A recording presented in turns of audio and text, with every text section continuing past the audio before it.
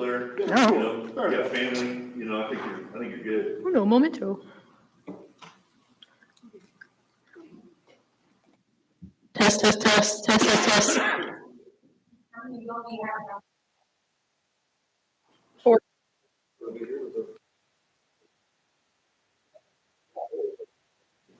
He's past everything, man.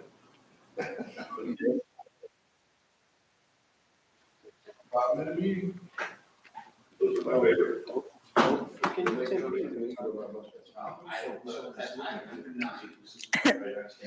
Yep, you're back. Oh.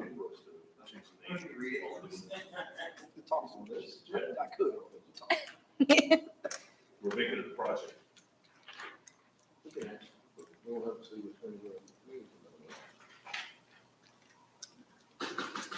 It was more bad, man. Yeah, Cece was looking at me at the council meeting, it's like, you should have said that. I was like, I don't know why we didn't vote a long time ago to put this in the master park plan.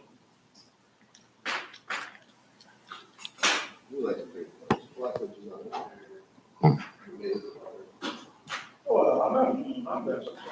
Well, maybe not.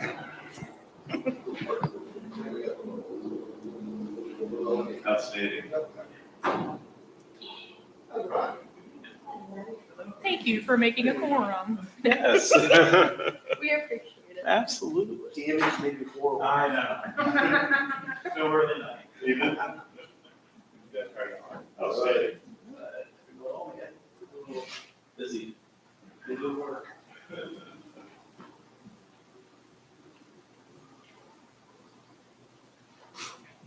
See, shuffle chairs, or even not even making a brand new binder. Yes, I kept leaving the packet over there, and I was like, you'll bring that back? Or what? I think it's gone, but. 16 acres all outdoors, you got 22 ranges, you got all steel ranges, you got 300 yards of rifle. You got all excited. People in the Reaver 1022 spot, a bull buck chassis for them. So we got a tech for it. So I've got a 17-inch press barrel on the bull buck. And the vortex what we got. Have you saw that? I haven't had that much fun in years. Cookies. Special forces. You smell cookies? No, I said it's like I have this hand lotion on, it smells like cookies. He's back to right. Yeah, let's bring something up. Smells good. There's a big old box of donuts at the police station, shocking to believe. Great. You really gonna go there, bro? All right. What was I supposed to do about that? Can't let that go. I've been over the weekend, so I've been very. Howdy, ma'am. You look positively terrified. Thank you. I like it to wear this like once a year.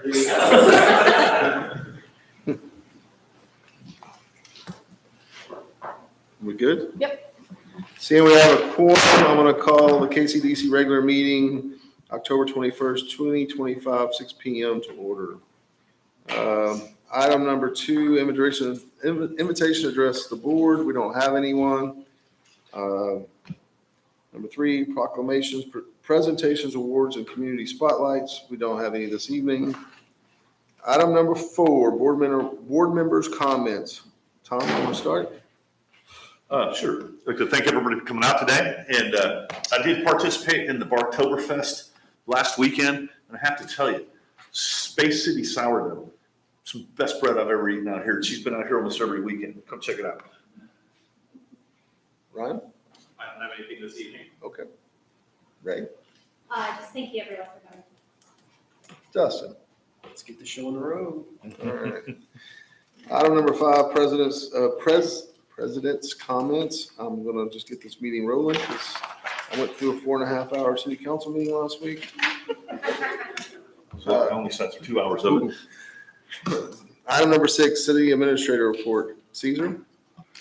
Good evening, everybody. I attempted to print something, but it's, I guess, stuck in the printer or in the ether.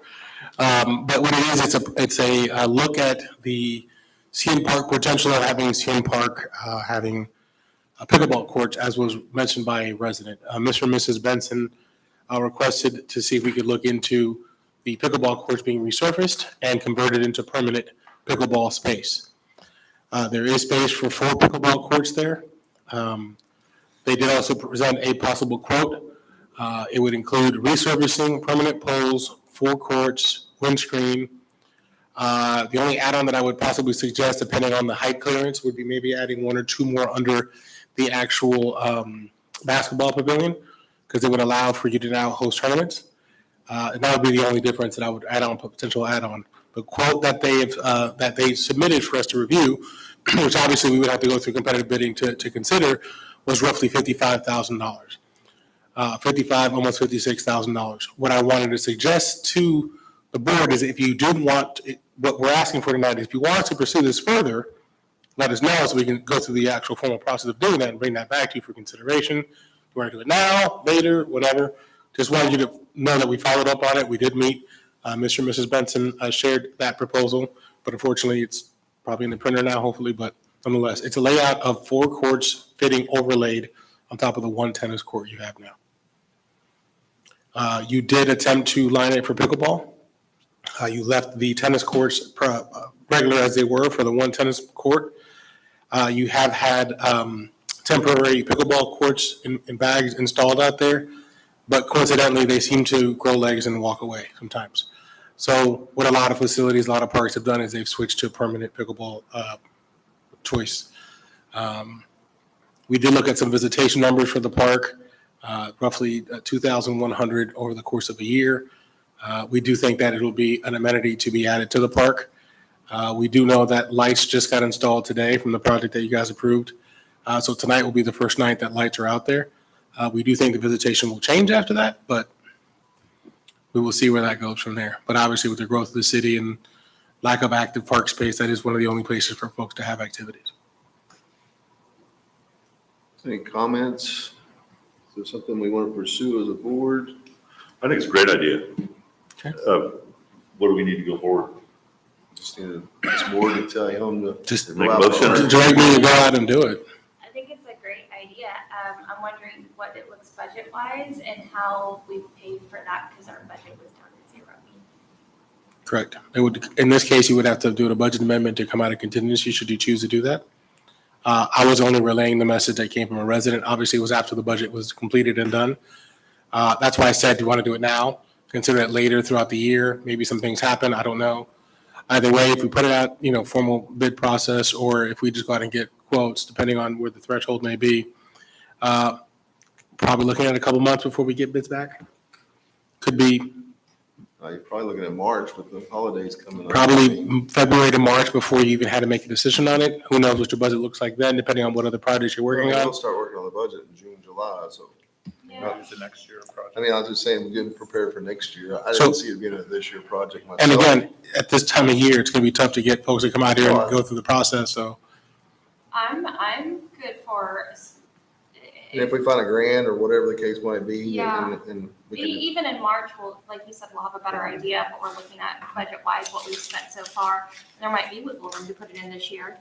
no, it's, Or we wait till we October. might not spend all the money we have budgeted on certain items, so, Yeah. I mean, it might make me a budget amendment that can be had. In talking to Will, who lives here, and then there's another gentleman that lives in Taylor Lake that uses our facility because they've got their own machine that throws pickleballs at them. So, I mean, this is a big deal because I know in Costa Rica, we used to have 4 tennis courts and now we're down to 1 tennis court in our complex. And the pickleball are always full. I mean, They're taking over. they argue about, the times and so it's a huge sport. And in talking to Will prior to this meeting, I did call him because he couldn't attend tonight.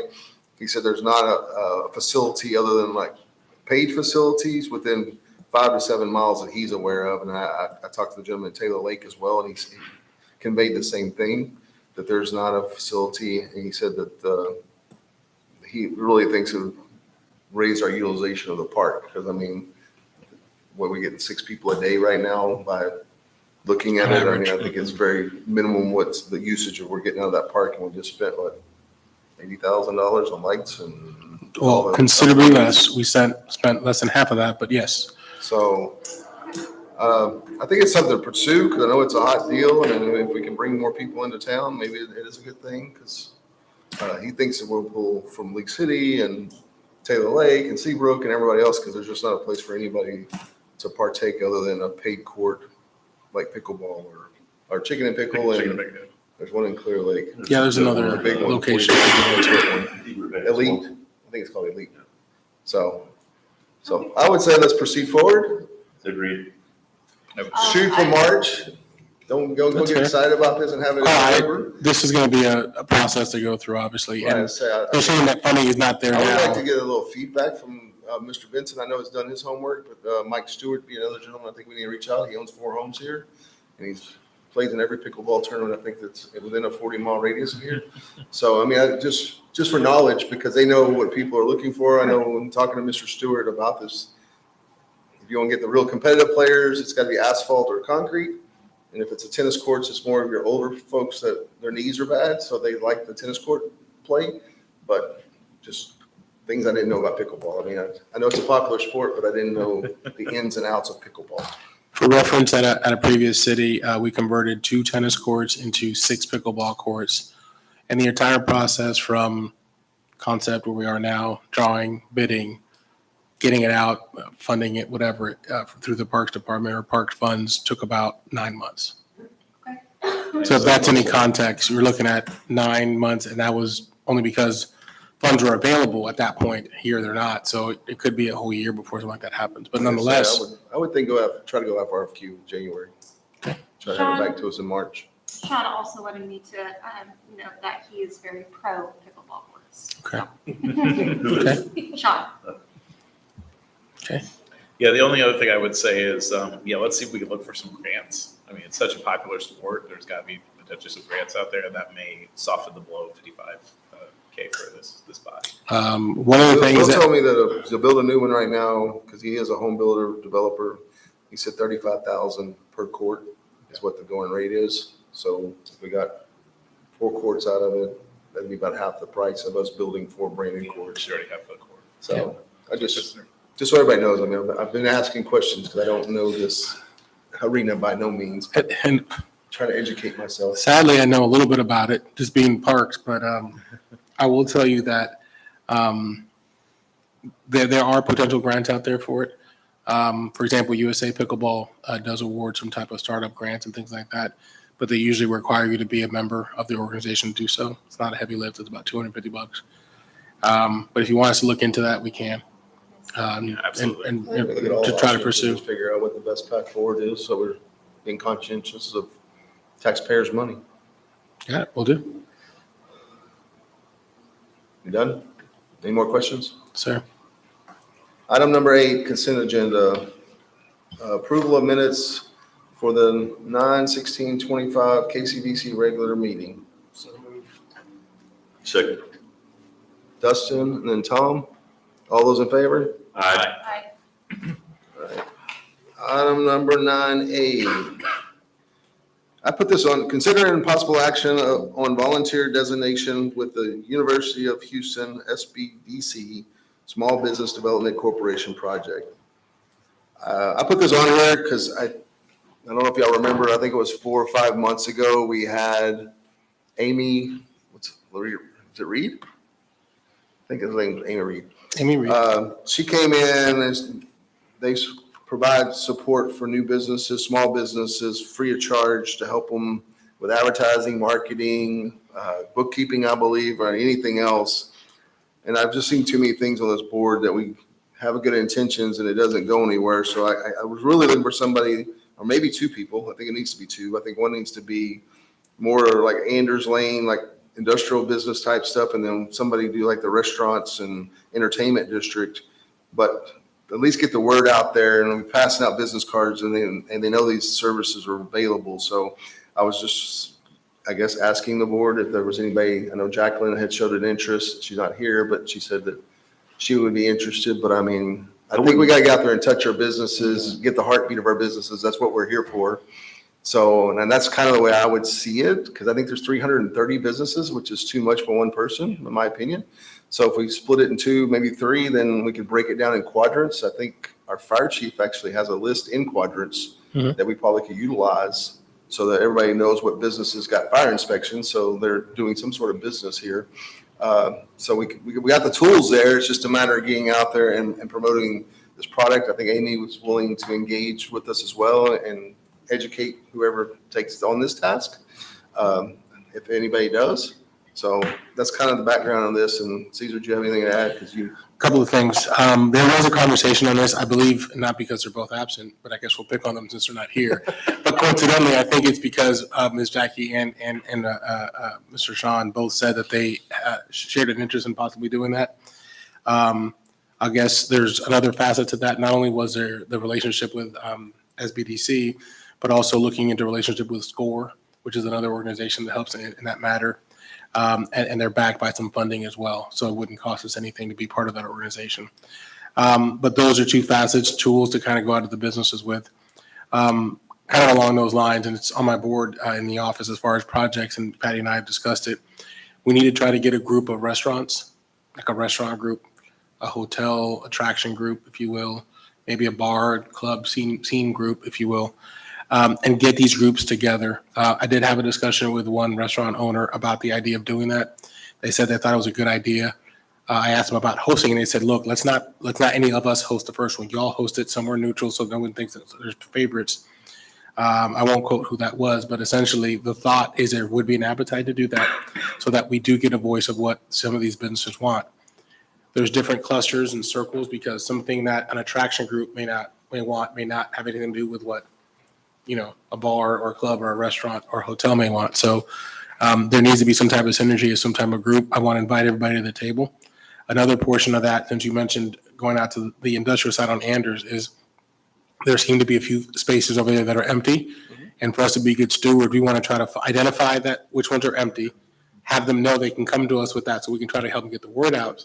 Because in case we hear of, hey, someone's looking for this much space, well, hey, did you know that there's something available in Kemah? So we get RFIs all the time. It's usually for much bigger pieces of land, but nonetheless, since Anders corridor is there, it could be something for us to look into. I think it'd be eye-opening for some of the board members because, like GPM on Anders is in the top 10 sales tax producers in our town, and most people don't know they exist. I mean, I didn't know they exist until something came up and we had to address it and have meetings with them and all that stuff and did the research. But I think there's a lot of businesses that we don't show attention to. We're pretty much aware of this side of town, but that side of the town is where I think this might have the most economic impact because there's some new startup businesses over there and they're fixing to build, 6 more buildings on Anders? I think we approved at council, 6, maybe 7. I think. So they're at the corner of 518 and Anders are planning on subdividing. I think there's 6 or 7 more buildings being built. Probably more. Warehouse type stuff. Mm-hmm. So I don't know if there's any interest on this board. My plate's full, so I can tell you I don't have time. Well, I think Jackie and Sean were up for it, and I don't mind joining and helping them. I'm in the Lighthouse District at least once a week. So. And again, I think we do it quadrants if we can get Yeah. that list. How he did it. I think 3 quadrants. I think he's got it to 4 That's how districts. He did the fire inspections, keep his guys somewhat organized. Maybe we subdivide it somehow with quadrants. I'm good with that. Because I think that's going to be more industrial or that side of town, where this side's going to be more restaurant, entertainment driven. And just to try to feed the machine, right? For us to have these regular meetings with folks so that they know they have a place to come and that they have a voice in what we do and what we plan. For us to actually put a face with an organization and back into our community because I don't think they know we exist. I'm not being rude. No, you're not wrong. Last year, when I was out there, we were, looking at Bradford and 6th Street and whatnot, when I was talking to people and they couldn't believe I wasn't there selling something. When they realized I was KCDC, they're like, somebody actually showed up to ask one question. Right. That's too little. Well, get good feedback from the board on Yeah. maybe there's some stuff we need to be looking at that we're not. So when I had my shop down there, we pushed for that a lot harder. And that was there used to be a whole other organization that basically did that. They did meetings at Kemah Merchants Association, I think KMA, is what they used to have. And it kind of died out after Keith Mercado decided to, he was president for a long time. And when he stepped down, there was a lot of things going on with the Lighthouse District and the city A lot of business owners were very upset with the city as a whole. And they just didn't really want to do anything. They were upset with each other. They were fighting like cats and dogs down there. Okay. And it was really hard to get them to come to a meeting. The few meetings that they did have, very few people showed up.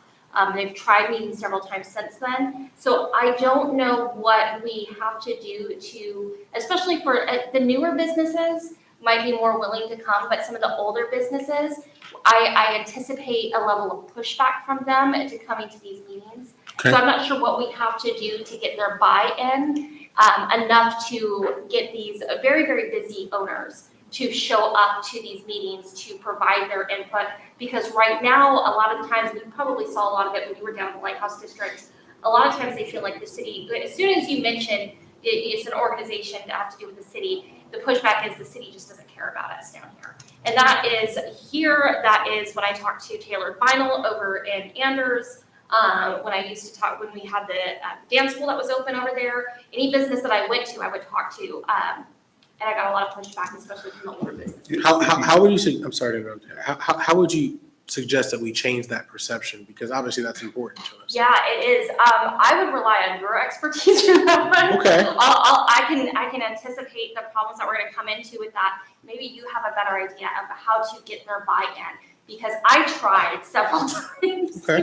had a lot of problems with it. Couldn't get them to come out to meetings or even provide a lot of input, and a lot of the mindset behind it is if you don't take our suggestion, you don't care about us. And it's just like, no, I'm taking suggestions from 20 different people. And that's just me, not including the rest of the board.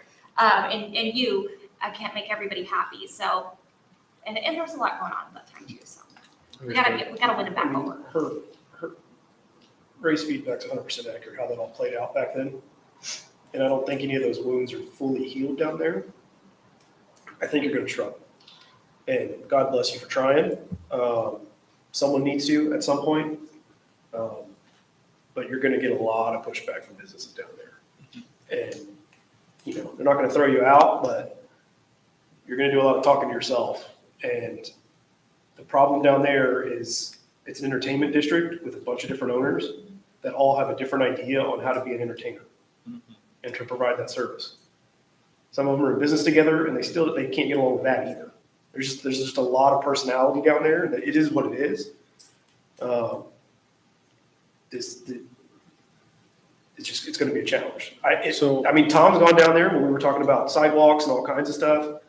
I mean, getting them to commit to a conversation is probably easy enough, and go down and meet with them. They're going to do it very from a skeptic's point of view and whatever. But we can't even talk about sidewalks with every other business down there from one end to the other in this town freaking out. And we're just talking about getting a sidewalk from a parking lot to your front door, and it's a problem. So getting them on, how are we going to find some cohesion there? I think it's going to be a challenge, but doesn't mean someone shouldn't do it. But you're going to hear a lot of history, and you're going to hear a lot of versions of the same story. Mm-hmm. And I think it starts with, you know, City Hall, city leaders just need to, at some point, we probably just need to sit there and take the lick a little bit and just let them get it out. And then understand that, to her ultimate point, is you're not going to appease everybody in this town. As a business owner, they all have different needs. Some are great at one thing and the other ones are not so great at that same thing. They can be next door neighbors. So just be prepared for all versions of reality when you go, particularly in the entertainment district. And that's at my end of it too. You can talk to 20 different people on my end of the block and you're going to have the same. You won't get as much pushback because people have just ignored us down there for so long, but they'll have a different version of the reality of everybody else in the district. We're not going to be any different. So good luck. Okay.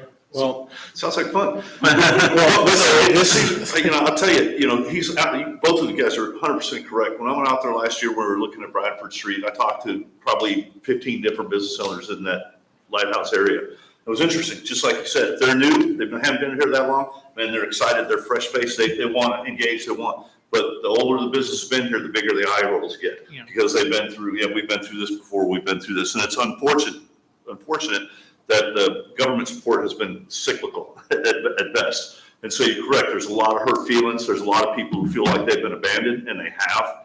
When you look at the infrastructure out there, you look at the sidewalks, you look at the lighting, I mean, how much work did we just put in to get the lights turned back on, the street lights, just street lights, right? So, but that area is an absolute gem. Yeah. I mean, it is crown jewel of this part of the coast. And when you look at how dilapidated some parts of it are, when you walk off the boardwalk property, you realize we need to be doing something out here. And the first thing we need to do is talking. And like I said, when you start talking to them, there's a lot of, oh yeah, okay, whatever. But the bottom line is what we're trying to do is get more people down there and keep them there longer.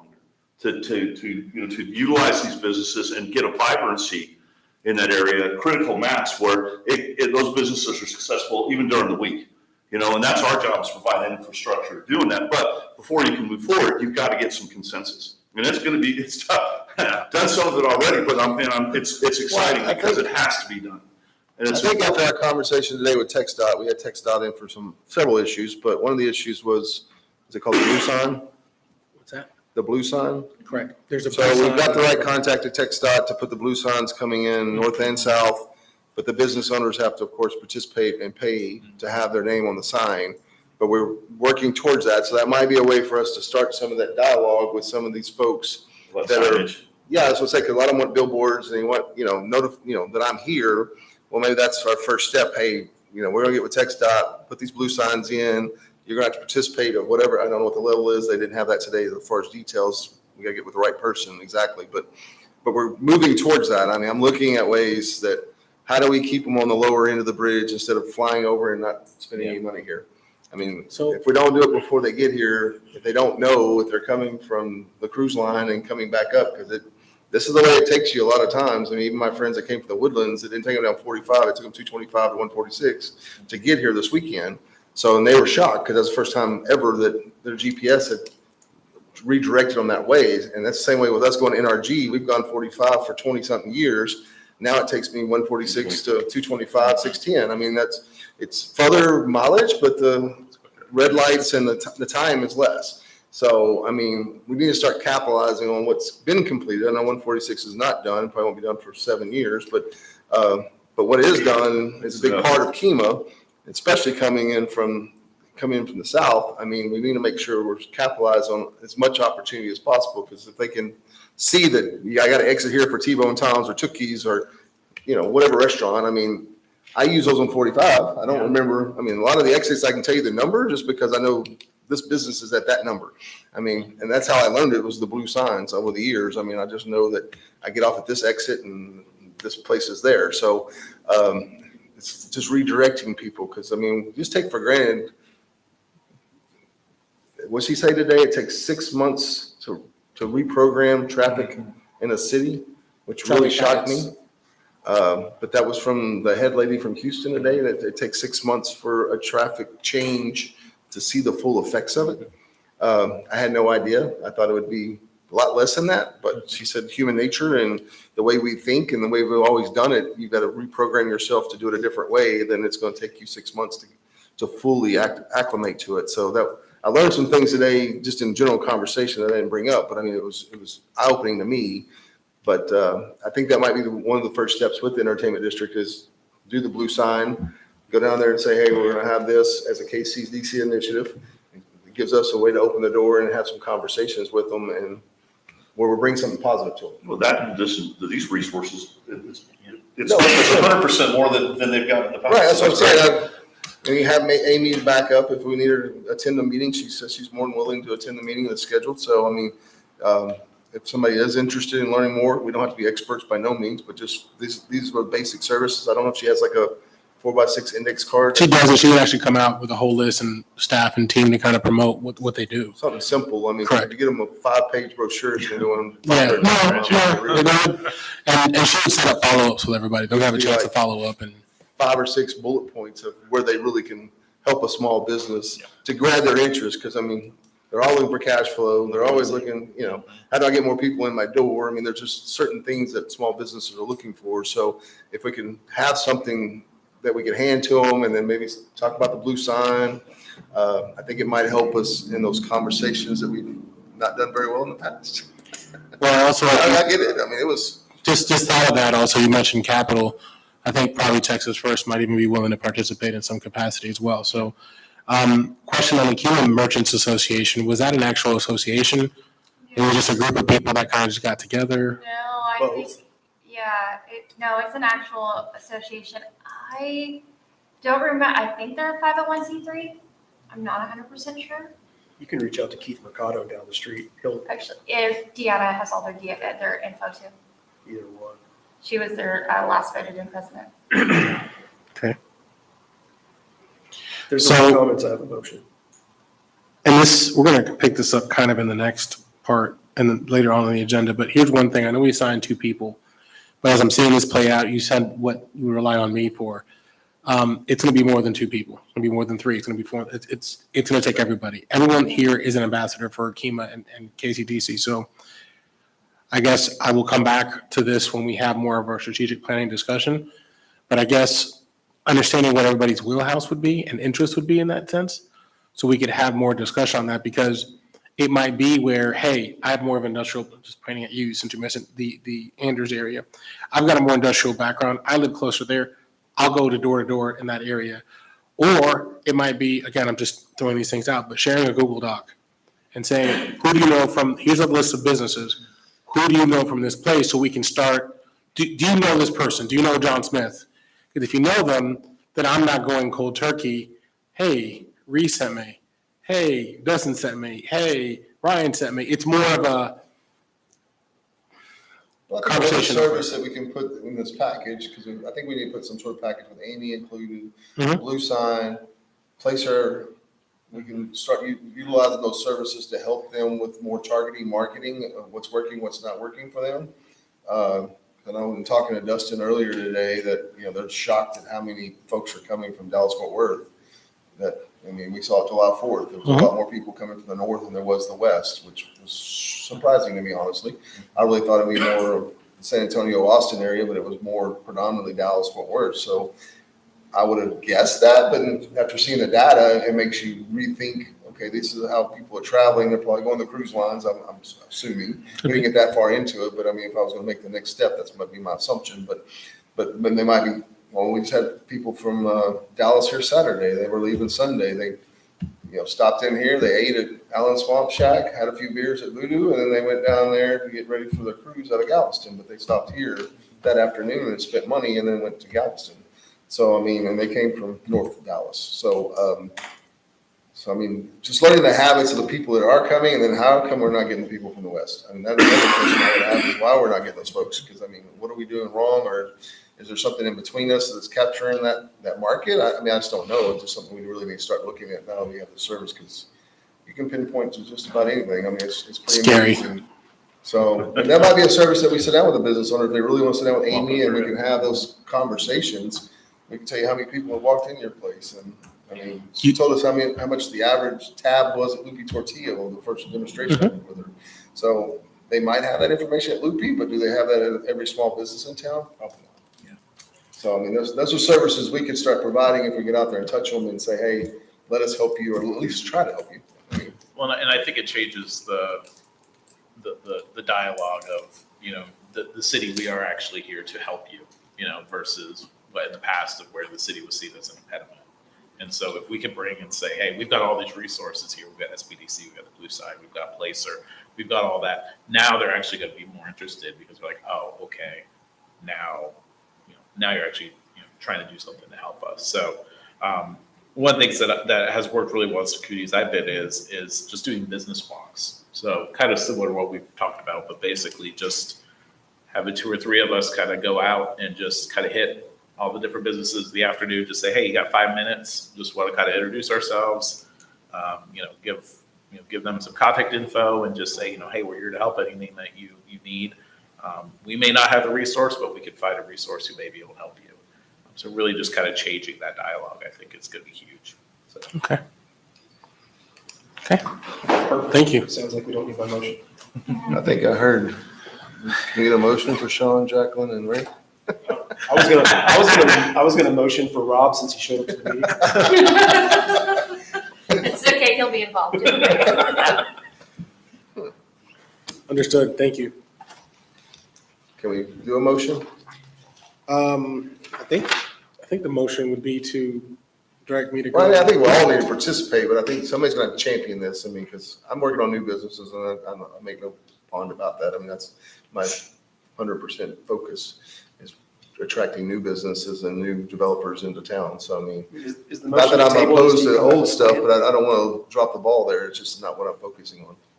I agree. I think that's one of our core missions. So we all need to be ambassadors. We just need to figure out what space we all live in. So Let we me- figure that out. What was your question? Or comment? Well, it sounded like you wanted to get a bunch of stuff together before we.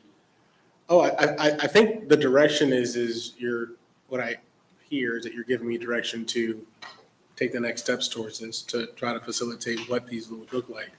But I think step one's gonna be everybody kind of saying, yeah, all right, I'll do this. And I think, Darren, in the spirit of what you were trying to do, you were trying to get that kind of that. Yeah, so I'm just trying to. Start to beat the drum and saying, hey, I'll do more industry, hey, I'll do more restaurants, or hey, I'll do this district, or whatever that looks like. And I don't know. That's your if that- forte. I mean, mine is opening businesses. I probably opened 14, 15 businesses in my lifetime. So I have compassion towards a new startup business because I know how difficult that is. I'm actually working on one in Costa Rica right now and dealing with new laws and regulations, and it's been a whole new learning curve for me. So do I know the basis? Like I was telling my dad earlier, I mean, I know the basis, but how do I get to A to Z is different than what I do in the States.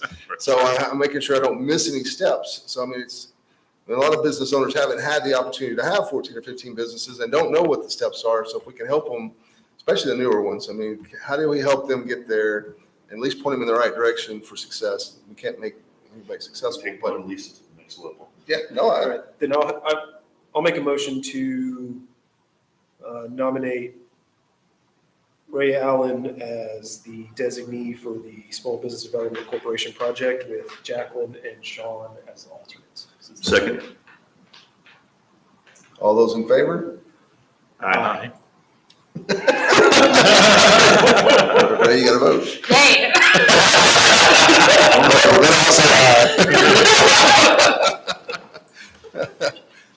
So what, We'll be in touch. 4-1? You are not alone. Call me. No, or Two text me. people that weren't here and somebody that didn't want it. Last time I missed a meeting, I got homework from it, so I want to hear. Thanks, Sean. Thanks. It's supposed to be All one. right. 9B, considering possible action on approval of a tower camera system for the 57-acre park.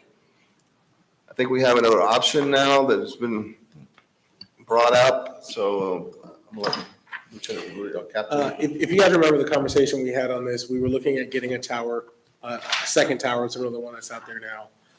And debating it, deciding what we're going to do. We want to bring another option just in case you wanted to consider something different. The original option, we could not move forward, although you approved it because it was not amended on the budget properly. So we need to take a budget amendment, if you wanted to go that route, to amend the budget to take the difference that would have been out of contingency because you only budgeted a certain amount. What you have before you tonight is a brief presentation from Captain Ruiz, who will go over what the other option looks like. All right, so one of the things that I talked to the vendor about is, what was it? It was 40 grand that was budgeted last time. It was- The total I think it was project. 40. Ryan, was that what we budgeted? 30, okay. 30. Well, I talked to the vendor before the meeting tonight, so they agreed a flat 30 for pole cameras instead of the actual camera tower. So that would actually put us, I believe, 10 grand under budget where it needed to be. Will you blow up that I think it top was right 30. part? I think it was 30. 30? Will you blow up the top right part? And actually came to me at 3:30 and said it was 31.8 something. Mm-hmm. I said, I don't want to have to do a budget amendment if I go this direction, so call them back and see if they'll do it for 30. So they came back. with They agreed. a revised price. I think in your package, it's 31,155 or something. So we negotiated the price between 3:30 and 6. If you focus on your screen and what's being shown right now, if you went the pole camera route, what that does, it does not allow you to move the camera throughout the park. Relevant to that, when the park is fully developed with all 9 phases, you're not going to have much of a need and or a ability to go down to these places because being that they're solar cameras, you're not going to be able to get to all these locations. So you're gonna have to need more of a stationary location, and at some point, if you're gonna wanna have cameras at the rest of the park, more than likely power, because of the trees, you won't get, because of the canopy, you won't probably get enough solar power to get these things to work anyways. Unless we add power to this park, and we just saw how challenging it was just at CN Park to add power, and there was already power lines nearby. So what this diagram shows you is 3 different poles. You have one facing towards the playground area, and one to either entrance and or side, both facing inwards and outward towards the entrance features. So at least you have some type of camera canopy. These would be poles though, and not what you originally looked at, which was a mobile trailer similar to what's up there now. Decision before you tonight to decide, do you want permanent fixed cameras on site? Or would you like to go back with the trailer option that you originally approved? Is that about? Yes, sir. My biggest thing with the trailer is it's gonna be, if we do pole cameras, we lose the ability to move that trailer around town when there's events going on. Or a big crowd. Correct. There's a big crowd in town. Do we really want to leave our park unmonitored? When there's 30,000 people watching fireworks already in the park, I mean, Yes, I just including I- some fairly dangerous people. want to keep in mind that this past 4th of July, we were very spoiled. We had 4 cameras that we got for essentially the price of 1, Correct. that we rented for a month. That allowed us to have coverage throughout the entire city, and you had Kima looking like, Fort Knox, basically. There was no way, that you weren't going anywhere without having camera coverage, to your point, right? If we're going to do that again, we probably won't get 4 for the price of 1. It was just because we happened to be testing a lot of different cameras, and they offered us to borrow cameras to see what all of them did and didn't do. So in that vein, the decision would be is, do you want mobile? Do you not want mobile? Do you want something there? The difference becomes price today versus mobility. And that's the only sequence. So to your point, if it came to 4th of July and you want mobile, you probably go with the trailer option because then you will be able to move it around. However, chances are that we had to pick whether putting a camera at 57 Acre Park or somewhere with high visibility, Walmart, 6th Street, wherever, you're probably going to pick those high visibility areas, but it is going to leave this vulnerable for that time. But it's not KCDC's job to protect the rest of the city. Our job Correct. is to protect that park. Correct. And if it's solely to protect that park, then your decision is, do you want it mobile within the park? Or do you want it stationary within the park and I'm save only yourself? concerned with poles at this point. I mean, I'm a contractor and all my folks are contractors. And I can just tell you right now, they're gonna run over one of these poles. I can almost guarantee you. I know you said no, but as we phase out this park, if they're stationary and they're not gonna be paying attention to the backhoe or whatever the question, it's gonna be backing up and then the pole's gonna be flat on the ground. That was why I wanted to do the camera mobile for the next 2 to 3 years so that we could position it around and help the police department during this construction because you're gonna have equipment out there that, we're not liable for, but we need to make sure it doesn't get vandalized. And then Well, I was gonna, safety reasons too, because we could, if we know there's an issue, we could maneuver the camera in a fashion that could help us with the safety issues out there as well, but you also know, it has wheels on it, so you're not gonna be able to drag it across rough terrain as they start tearing it up anyway. It's not gonna be very easy. It's, what you have before you tonight is, do you want the ability to be fully mobile at the park? Going back to your point, Ms. Reed, that you made. Do you want to have full mobility within the park, depending on construction and what's allowed for this thing to move? Or do you want it stationary to highlight some of these areas? Could you go back to the map a second, please, Ms. Natasha? Ruiz, from a security standpoint, what do you think would be most useful to Kima PD concerning the park specifically? That just having visibility period. I mean, being able to see if somebody's out there, if they're actually trying to vandalize something, steal something, whatever the case is. Because the greatest issue is not being able to know what's going on and respond. Do you think the poles would be more useful for you guys or the mobile, Short term, I would think the mobile trailer would be, but long term poles would be. Were you guys able to see the random truck that was in the middle of there last week? Yes, ma'am. Okay. So I have a question that may help answer your question. Is the intent eventually to protect all three parks the same way, CN Park, Foster Park, and 57 Acre Park? I don't think I don't think we have as much risk at the other parks as we do in 57 Acre. Because in 57 Acre, there's a lot of foliage. I've been going back there and running every morning. And Tuesday, I found a truck in the middle of the park. I have found multiple homeless people back there, multiple homeless encampments back there. And it's scary.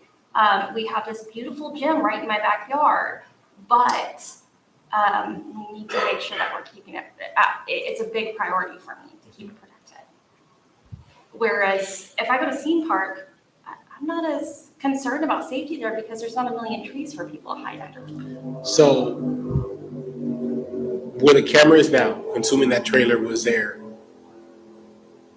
would that, I guess it's more your question, but does the placement of where the pole is now, do you think that offers a security that you would need in this case with them? You're just going there now and we're still having a problem.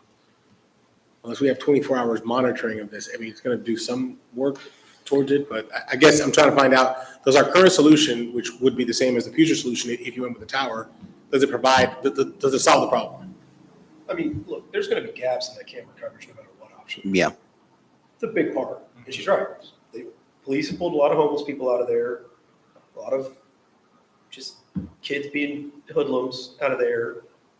We've got police cars stuck back there chasing people before, a long time ago. Side of a gate, there's always gonna be risk in that park.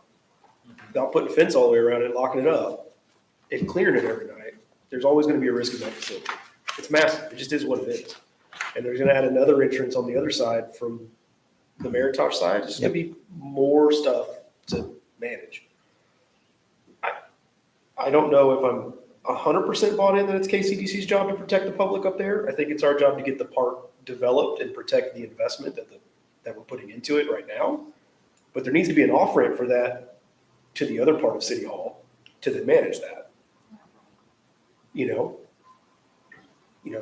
Am I gonna lose a lot of sleep if a contractor loses a skid steer? Yeah, that sucks. It's an expensive investment. I'll lose much more sleep if one of our residents gets hurt in there by a turd, that just wants to go in there and be a bad actor. But we're not gonna cover every inch of that park ever in cameras. There'll be a camera every 15 feet. If the design stays somewhat similar to that, there'll be a camera on that trail every 15 feet. Yeah. There is a balance that somebody, either this board or the PD, is going to have to come up with a plan on what kind of investment are we going to tolerate or be able to stomach, and what gaps are we going to leave in there? Because there will always be one, unless we're going to gate it and we're going to clear it like an attraction every night. I mean, I agree with you, Dustin, and I don't see this being this is more protecting our asset and rating the same thing, but I mean, security is city council. I can flip my hat around, play the other devil advocates. I mean, to me, that should be more of a city driven force because that's what our budget's for. Me, I'm just trying to protect the assets that are being put out there that we've got millions of dollars invested into, so they don't get vandalized and taken advantage of. Because we've already proven it would have been vandalized by now if the camera would have been there. I can almost bet good money on that. So if I may, then suggest that it sounds to me like you prefer the mobile option today to get the mobile option protected, if you will, with the understanding that in the future, even though you don't feel that way now about CN and Foster having coverage, but maybe you present the plan as a security plan, for all three parks, and you say, look, we need cameras at all three parks, and that becomes a city function. Is that kind of what I'm hearing? I mean, I think buy a second. KCDC took on and correct me if I'm wrong, because this started before I was even up here, but it was the initiative that KCDC was going to help maintain and the park itself. It wasn't going to be a city function because the city already said they didn't have the budget, had no interest or appetite if it was going to come out of the city budget. So that was kind of the direction that KCDC went if it comes to mowing, if it comes to, securing the assets, to me, that's KCDC function. But when it comes to security, then that falls back in city council's lap again in that, because we're trying to secure it right now. I mean, somebody could get taken advantage of out there right now. I mean, because it's very dark and can be very scary for certain people. And I go out there all the time. Don't worry about it. But I mean, maybe I should. But I'm just like Ray, though. I've brought 2 suitcases up here. One of them had a gun in it. I mean, there's been all kinds of things that I've found in the park as I've been out there.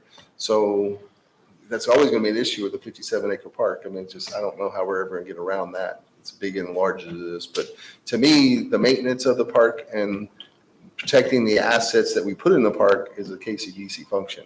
That's why I thought of mobile right now, because those assets are going to be moving. And once we get the park done, the construction's done, then go back and put a permanent fixture like on the pavilion or all the pavilions and the places that we know that could be vandalized or spray painted or So cut down, I Do guess. any of Or, the- Does the grant that we've been awarded and the other grant that we applied for,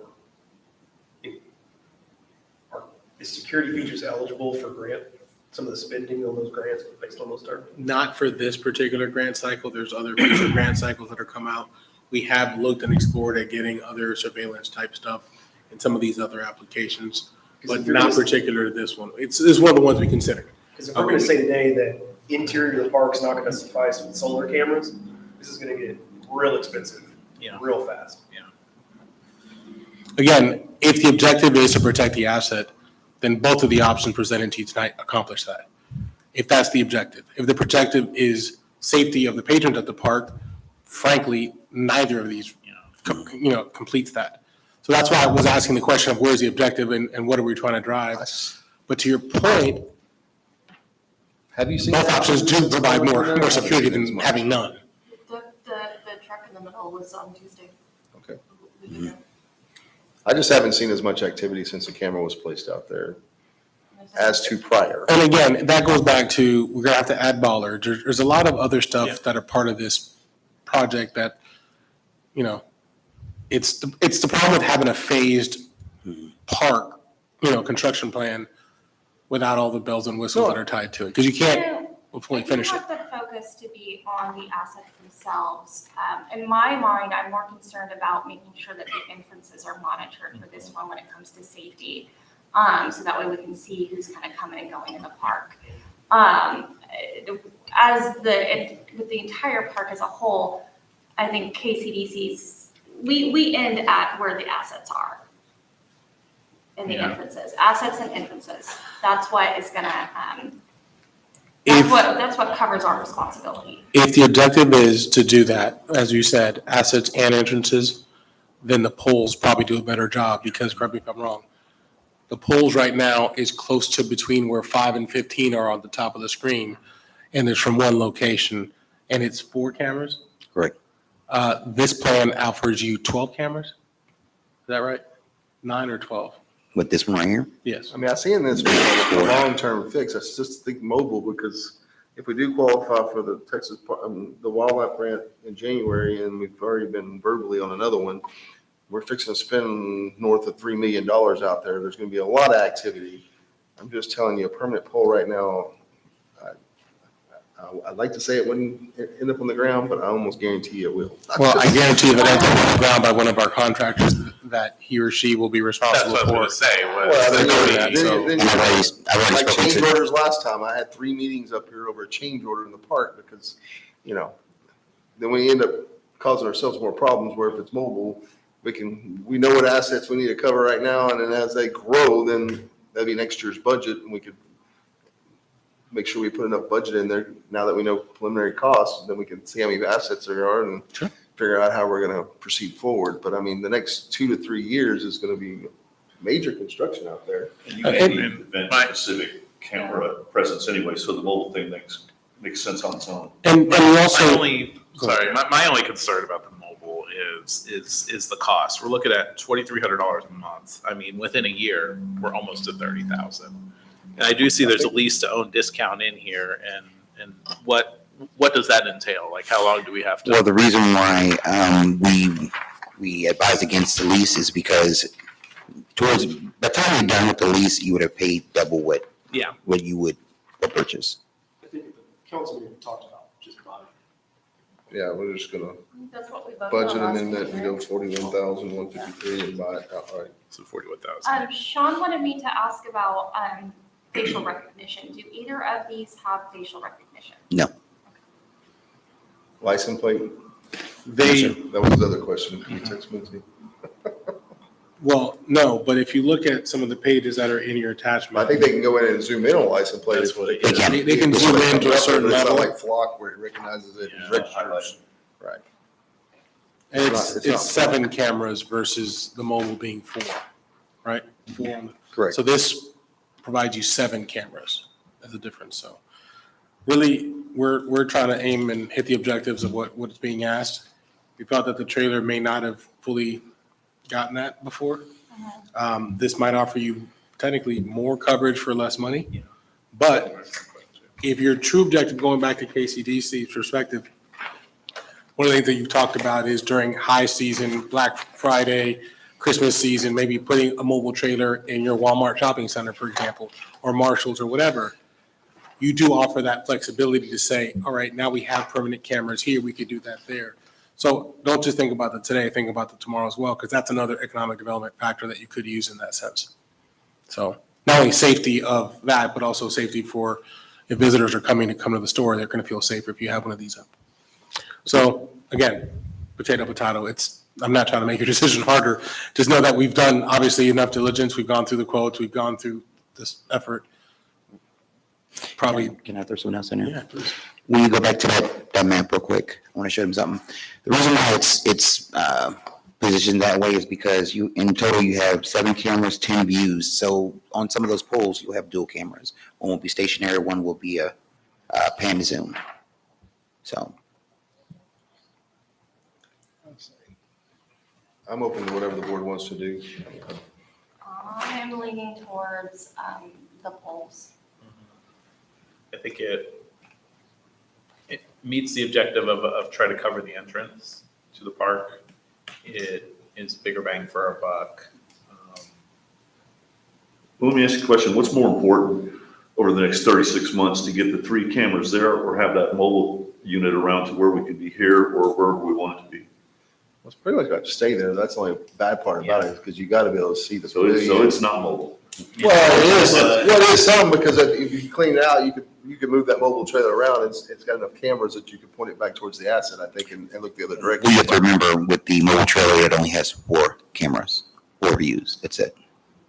And if we're using it at Walmart or if we're using it at the boardwalk, it can't be there. And so, Right. And that's what the caveat is. yeah. Now, are we going to continue being aggressive, finding funding and so on and so forth to try to get this done?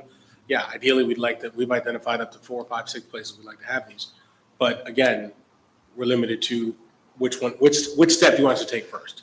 In the ideal situation, we'd have 4 of these trailers and cameras at every one of our parks and under the flyover and, visitor center, 6th Street, Yeah. you name it. But it's going to take us a while to get there, right? We want to go in phases. But also, all I'm thinking about is her running in the park in the morning. What is it you want to see? Because if that's what works for you, works for everyone who uses that park. As a board member, I want to see our assets protected, which is that very expensive equipment we have in the middle of that park. But I also like the entrances being covered too. That's really important to me too, because if something happens to me back in that park, I want him to know exactly who went in there. So- Yeah, exactly. Now, and that's this very important. allows us to see who's coming in at entry points pretty much on your screen. Well, you have 4 entry points today that are mainly used, but I've seen golf carts go halfway down and go up the berm. I mean, I've seen cars do that. So, And that's I the mean, whole. so it's such a big it's park, I don't know that 100%. you can ever get 100% coverage. At some It's point, something to do what they were trying to do and trying to accomplish a Yeah. goal. at some point, we're going to have to find, to your point, we're going to have to find. Right, I was a different way saying, of there's- handling this. Because you got the people that come off the back of Keem Oaks that walk up that edge. You got where the contractors came off of Winfield. You got all the people coming out of Kima Crossing, coming off the backside, and then, of course, the main entry, I guess you want to call it that. So you got 4 entries today, and then we're talking about the first phase that we're working on, phase 7 we're working on now. It's going to be midway down to Evergreen Memorial. So you're really going to have 5 next year, mid next year. So we've got 5 main entry points. So, but I mean, with all the heavy equipment and everything going in and out of there for the next 24 months, I don't know that you could place anything that wouldn't get tore up. Other than this area that's completed. Right. So So I don't want to beat the dead horse. Sorry, it's 7 o'clock. So has anybody got a motion? it is whatever you got. Because I am. I'll make a motion to approve the articles. I'll second. All those in favor? I Aye. You say aye? You say nay? Sure. Nay. All right, 9C, consider impossible action to declare a project for the linear park. Tom? Okay, so at the last council meeting, they approved the project based on the work that LJA had done. And effectively, what that is, it starts here at Bell under the 146 ramps, and it goes all the way to our northern border at the Kima Channel or Clear Lake Channel.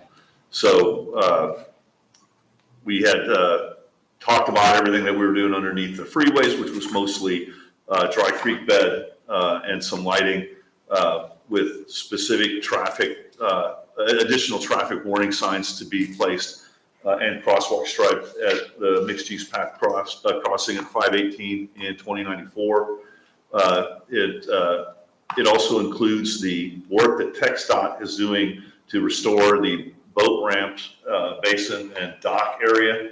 We still haven't finalized exactly what that is, but our goal is to expand upon whatever TxDOT does by utilizing a grant from the Texas Parks and Wildlife Department to expand parking and facilities to give us the event space, the event deck space that would allow open air or shaded event areas next to the boat ramp underneath both of the 146 ramps. So based on all of what LJA did, council approved it. We wanted to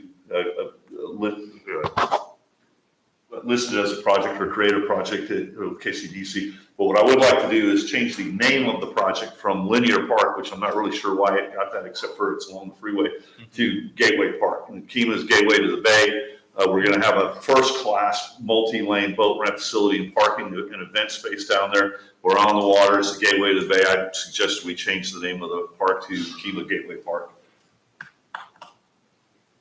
I like it. Is that a motion? The motion would be to declare this a project. Obviously, No, I we'll go. understand that. I was hoping he would say he's making that a motion. Oh, So we can keep this So going. I'd like to make a motion to declare this a park project and to change the name to Kima Gateway Park. Second. Got a first, got a second, all those in favor? Aye. Aye. Good job, you're doing a great job on that. Big team on this one. 9D, consideration and possible action to approve roll budget amendment for fiscal year 2026 for Professor Patrick Peters and his University of Houston graduate architectural class for the design of a memorial park in honor of Joanne Blackledge, former First Lady of Kima, in the amount not to exceed $25,000. This is essentially a budget amendment to make sure that we get the expenses. You've already approved the project. We are pleased to announce that it's probably going to come in well below the 50,000. This was coming at a half KCDC, half hot. We presume it's going to be closer to the $36,000 to $40,000 range. They've got a lot of it donated. So we're hoping to be within that range when it's all said and done, assuming that they get some of the rest of the stuff donated. So they've already started to work on it. Project is moving along pretty swiftly. We've already done soil sampling. We should be having a groundbreaking here very soon to bless this project and move it forward, because it's going to be, conceptually, it's going to go from groundbreaking to ribbon cutting pretty quickly, because a lot of it's going to be built off-site to then come and finish it on-site. So what we're asking for tonight is a budget amendment to have the money in the account allocated so we can start making reimbursements to them once they're approved. So is U of H, their students are going to build Yes. everything? Mhm. That's awesome. Before your tenure, they came and did a presentation to show off what it That's was. awesome. And I could share that with you as well. I apologize for not sharing. No, that's all right. It's right there next to T-Bone Tom's. It's a piece of property that we own. So. Yeah. But they came to us, wanted to do a project, and that was the land that was identified and hopefully can be multi-use. Yeah. And Barry was willing to keep maintaining it as far as mowing the grass and all that stuff, so it's not a burden to us. So nothing changed on that aspect other than we're gonna get a nice addition. So, It's called the Kima Beacon Project. do I have a motion? I'll make a motion to approve the budget amendment. Second. Did you get that, Natasha? All's in favor? Aye. Aye. Aye. I said aye. Okay. I didn't hear you. Y'all just sitting. 90, considering possible action to release an RFP for professional services for development of a strategic plan. If you guys remember, we started on this voyage of having a strategic plan. We brought to you 2 meetings ago what the plan, kind of a layout of the plan would look like. Direction was given to put a draft RFP together, which is what's before you in the packet tonight. What we're seeking tonight is your approval to release that RFP and hopefully start that cycle of getting somebody here so we can get this thing going. But the alignment, along with what we talked about earlier of this Kima Merchant Association, or getting these groups together, is aligned with that because we want to have community stakeholder meetings. We want to make sure everybody's invited. Everybody doesn't have to come to the table, but we want to make sure everybody knows about the project and knows about the things that we're doing and has an invitation to come to the table. We're going to strongly encourage them and hopefully convince them to come and have their voice heard so we can take the proper action and move things forward. Any questions, a motion? I'll make a motion to release the RFP for professional services for development of the strategic plan. Second it. Got that, Natasha? All those in favor? Aye. I heard that one. Item 10, executive session.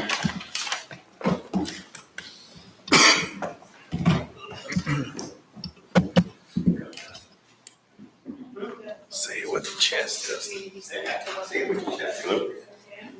No, you have to do it after dark. You should have told me. I'm Yeah, sorry. but I need to do it after dark. Yeah, you could have told me, for sure. Absolutely. Be safe. If you need something, let me know. Okay. At least shoot us a text when you're done afterward. But I'll do it, and I'll let Ruiz know that I'm over there as well. Go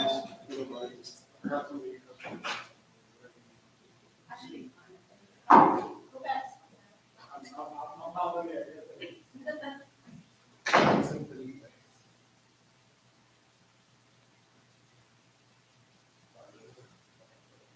No, I don't know.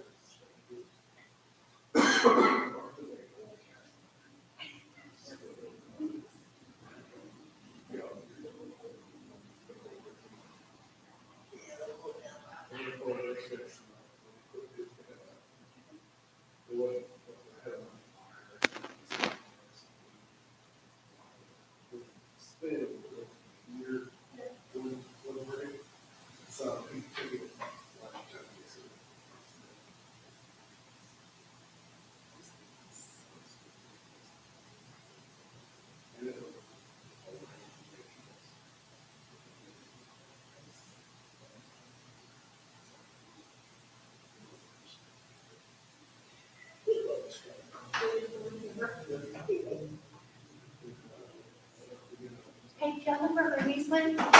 They went home. His keys are still in his door, which means he's still here.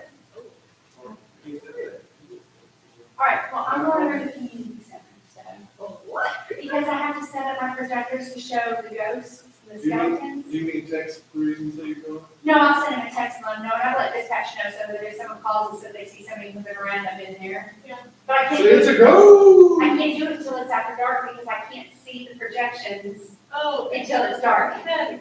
Yeah, all right, see y'all tomorrow. Later.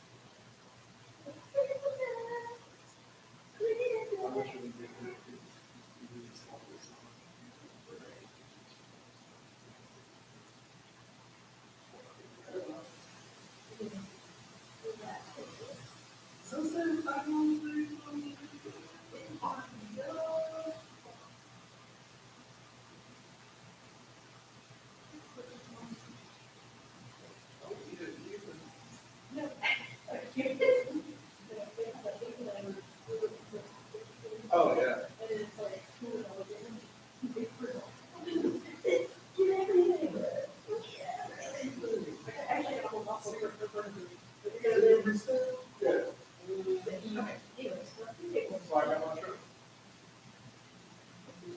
That is not the sexual I got, but it's very, we're good, it's fluffy, way more fluffy, like way more fluffy.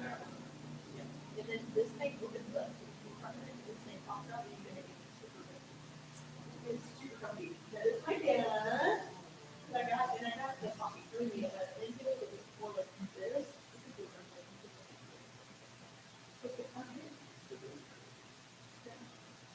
It'll be okay.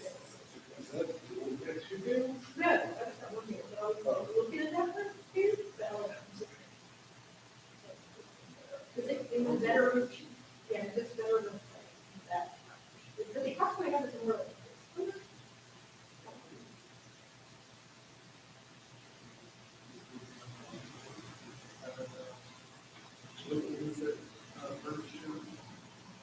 I want to say Paddington, but that's okay. We know the one, the ridge, and they're like.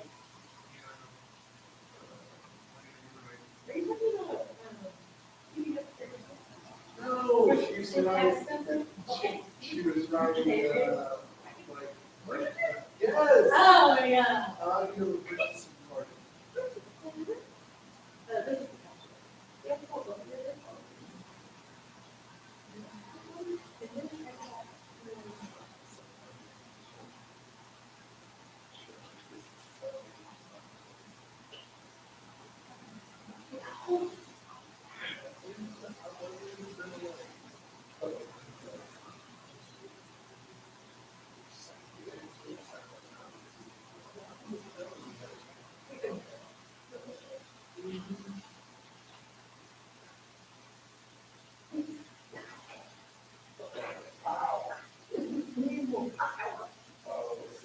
It's on sale. Oh, no.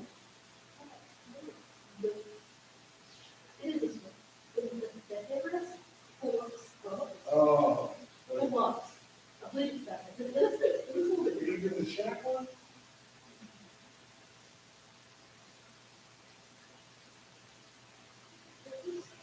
Oh.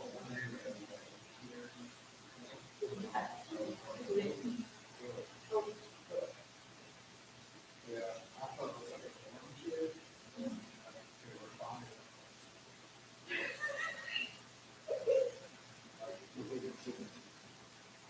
Keep going.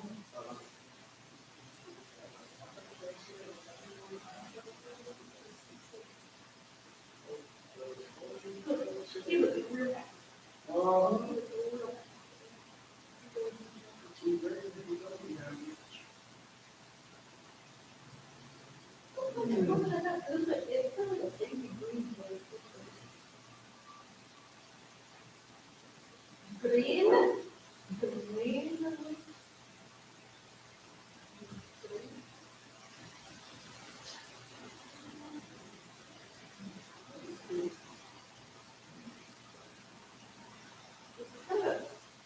Oh, here it is.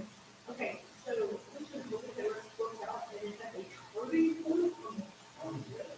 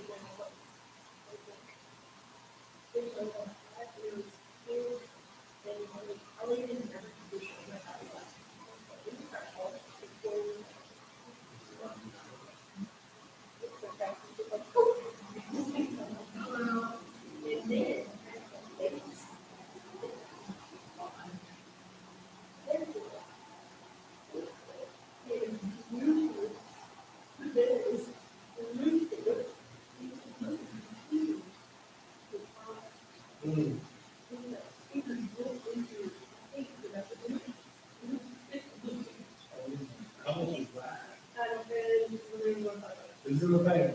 It's in the bank. Silver signatures.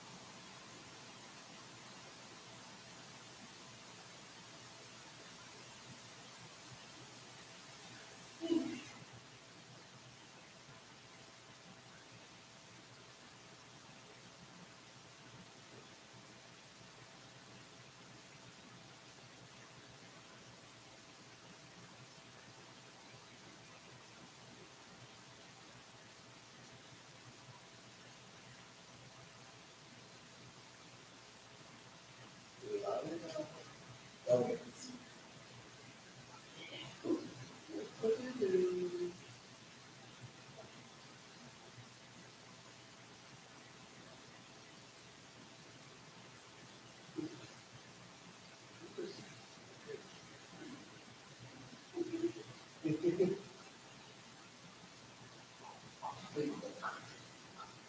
Yeah.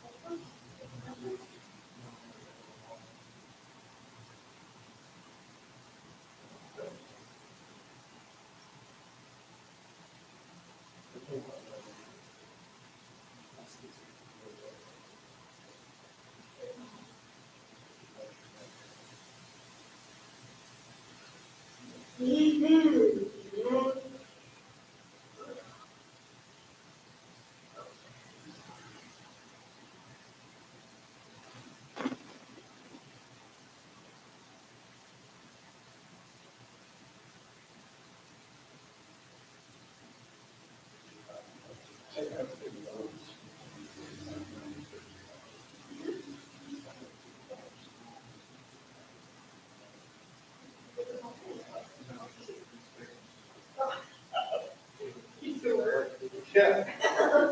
Like she was, like her thing, I went.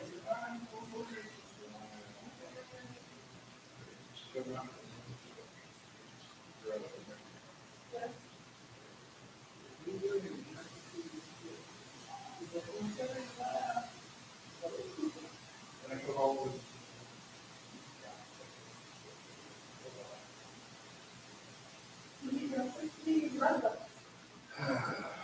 You know us, coach you us. Oh, man. But how close is too close to the school? Yeah.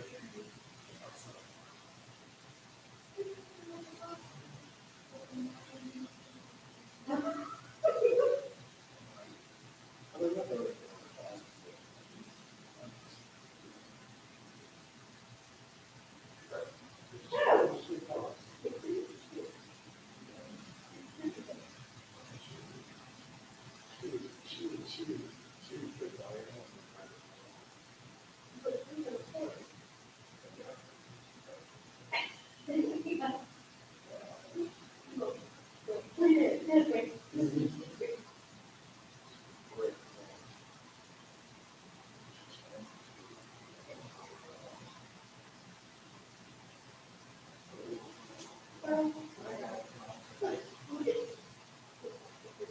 We seen the.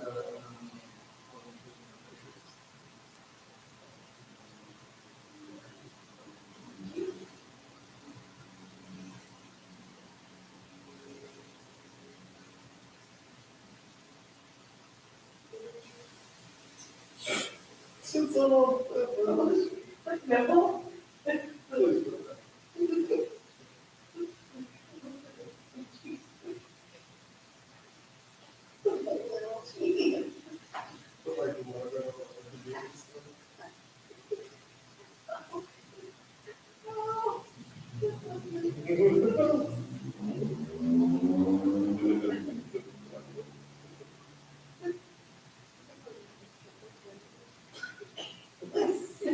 That all do it? All wood.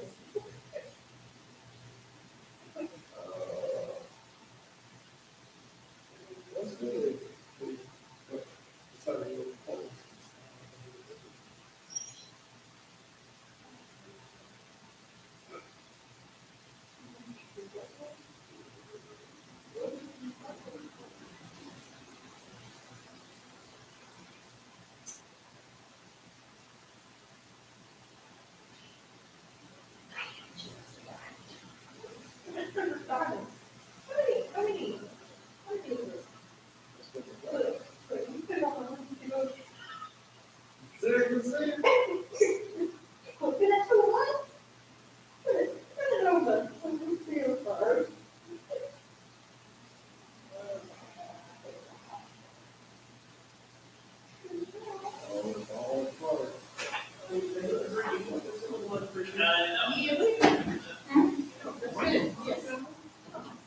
No, we're really here, we're really back.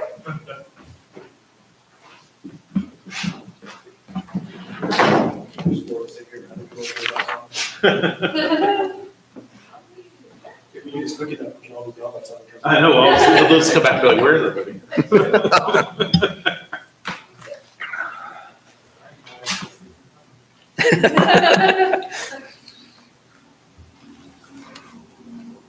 It's better not city council meeting of the night. That was, It could have been worse. oh, I know. 4 hours though, is a lot.